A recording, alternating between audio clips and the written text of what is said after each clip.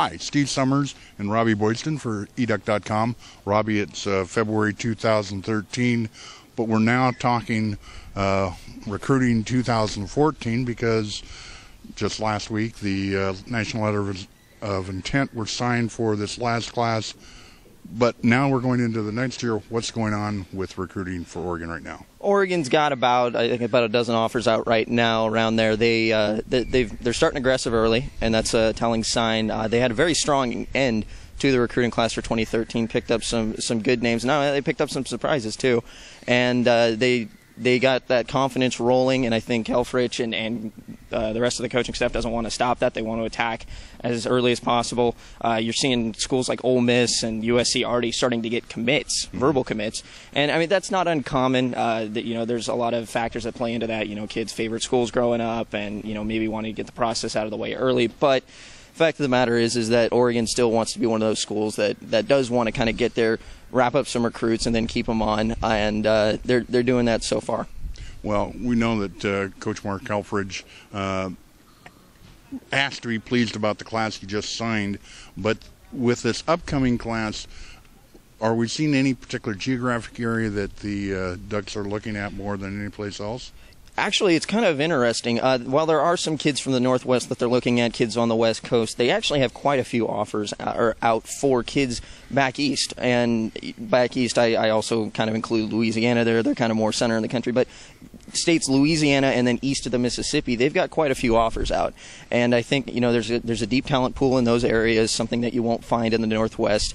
And they know that after last season with the recruiting class, I say last season, it was last week, but with that, technical last season with their recruiting class, they were able to get a lot of interest from kids back east, back in the South.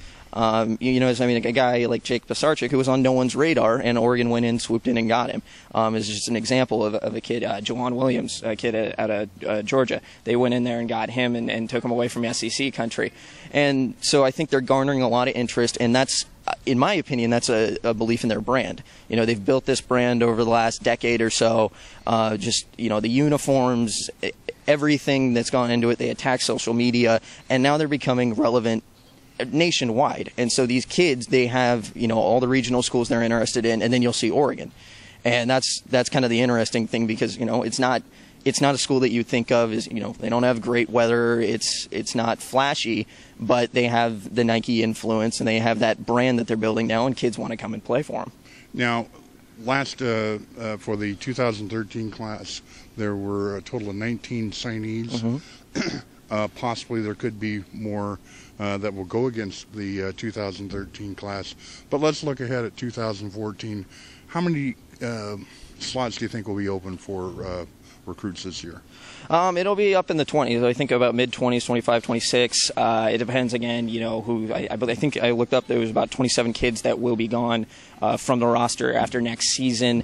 Factor in there might be some transfers here and there. So there should be, around like 25, 26 slots, I believe, open. And I think that that's going to give the Ducks, that probably lends to their early aggressive recruiting. They want to get kids in, they want to get kids wrapped up, and it's a big thing for them. Now, when you say 26, we know that only 25 athletes can be signed from the National Letter of Intent or Letter of Intents. So obviously there could be some people picked up that perhaps they'll come in early, come in at different times. That'll affect those numbers. Coaches are always sort of very quiet about how many actual scholarships they have available. Is that right? Yes, they are. You noticed last year, like at a school like Texas A&M, they had somewhere around like 30 kids at one point wrapped up. Yes, they have 25, but there's walk-on spots available and stuff, and so that's what I was alluding to there with the target list. Uh-huh. But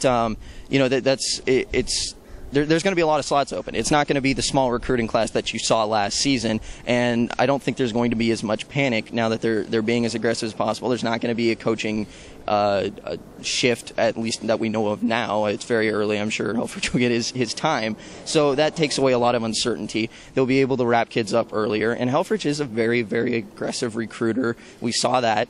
and at the end of this recruiting class, and he's got a lot of help in his coaching staff that have good know-how in different regions of the country, and so they should be able to wrap up. They should be able to get a wide range of kids from across the country that want to come play at Oregon. Do we have a feel yet for who might be the first commit? No, I did talk to a kid from Louisiana last night, Matrell McGraw, who at least on Scout he was listed as having an offer from Oregon, and he said that was news to him. But he says he wants Oregon to offer him. He's getting in coach. He actually did talk to Coach John Neal last night. Said everything went perfect. That Neal does want him to come out and visit over the summer.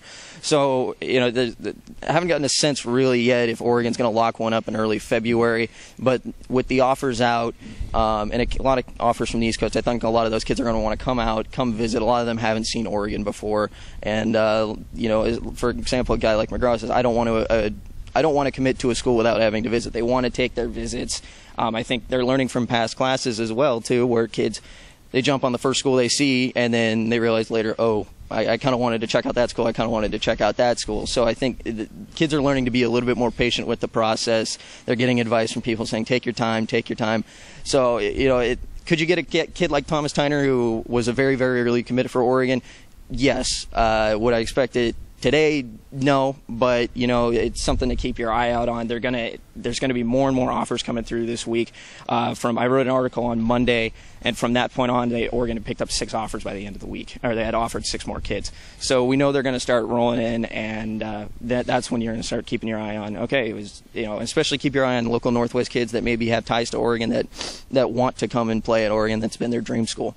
Well, at this point, actually being only the first week into the 2014 recruiting cycle, so I guess we're going to have to wait and see how things develop.